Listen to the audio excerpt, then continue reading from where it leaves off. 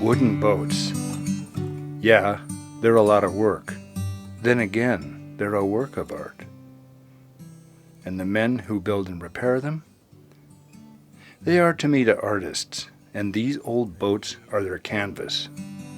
Waves they roll. Though I've been fascinated by these old wooden vessels and the men who tended them, that's not why I came to Bristol Bay. I'm out here in Breakneck to help my good friend Harry and his daughter Hannah pick salmon on deck.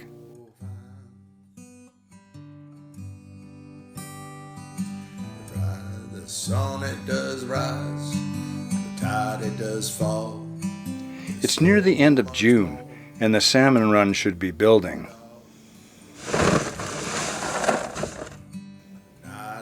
Harry and Hannah have set a net in the river to catch fish for their freezer, and their daily harvest has been picking up. But not nearly enough to warrant a commercial opener, so we wait. Days morph into another week. Each day, hundreds of cannery workers arrive in preparation for the season ahead. Fishermen from local villages and all over the world join them in the Great Migration. They've all come here to play the high-stakes game known as knack-neck. All eyes each afternoon are on the cadenza, a boat that runs way south of the knack-neck to test for fish coming into the bay. Test catches on the cadenza have been running abysmally weak. That means we might have several more days, if not a week, before we fish. That I would be free, but this here tide, it has. It's really fun to see all the fishermen come up with these crazy games just to like pass time and figure out to do something while they're waiting. Harry's main boat, the Miss Gladys, is made of fiberglass and lies tied to the dock, all fueled up and ready to fish. We commit to the perfunctory work on the old wooden boat, the Jan E, but only as a preamble to selling her. We start by changing the engine oil, changing a few filters, and checking hydraulics, just the basics to get her ready for the water. The next morning finds Harry looting his personal gear locker for an assortment of tools, the likes of which I've never seen. By the afternoon, it's obvious Harry's become hooked on his wooden boat passion, and we embark on an all-out effort to restore the old boat to what she was in her heyday.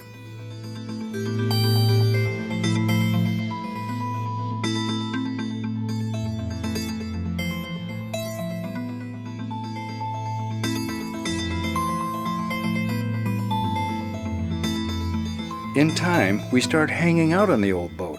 The work for the day is done, yet we linger in her small cabin. We'll just start with the jack. Let's go with 10. 10, 20. All right. I get some of it back. 30. Give me a pair. Give me a pair. And Yes, I then got 31. Oh! 2! Oh! So you ended up with 6 pegs. I think so. That's pretty sweet.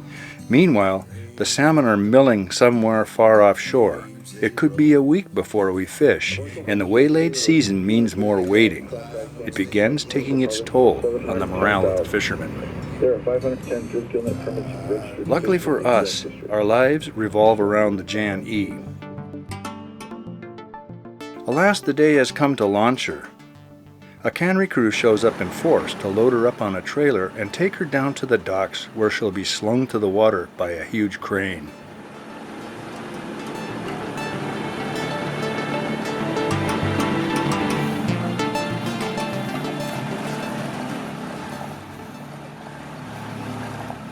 Moments before the launch, Harry and the crew notice a gaping crack between her planks. All our hard work, our love poured into the old boat seems lost. Broken ribs. That's major. It was just kind of concerning because I was really looking forward to watching the Jan go in the water.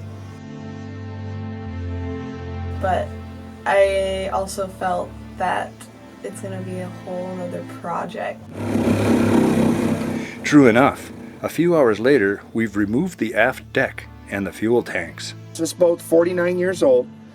It's caught millions of pounds of fish, and it was transferring down to be launched, and it just couldn't take it anymore. Kind of like us as humans. He's not going to want to ask for help. He's going to want to do it all by himself, but it's just what he does. But Harry doesn't have to ask. Word has leaked out that he plans to add synthetic ribs alongside of the old ones. And in a matter of hours, a small crowd of fishermen and wooden boat nostalgics arrive. They all want a hand in saving the old Jan E. It isn't like they have much else to do. Fish have begun showing up in other areas, but not Naknek. They're not here yet. This is probably the hardest point of the season. Not working, not the prep, not the gear work. It's the anticipation of the early openings, especially when you have your expenses hanging over your head. The obvious lack of fish this late in the game rankles even the old-timers, the likes of Wally Bartlett. They've seen years like this before, when the fish either show up late or they don't show up at all. Everybody's feeling it. There are bills to pay, but all we can do is wait. Then on the 1st of July, fisheries managers announced to the fleet that they plan to open the fishery on the next tide.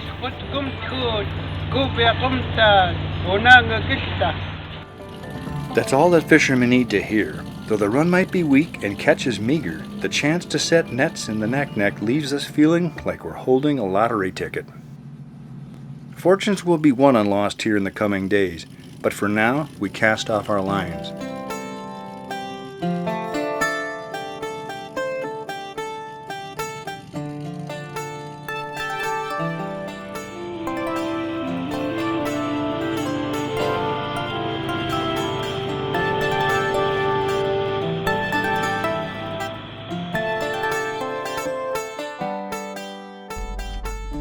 The next morning we're at it. We set our net. We pick. We tow.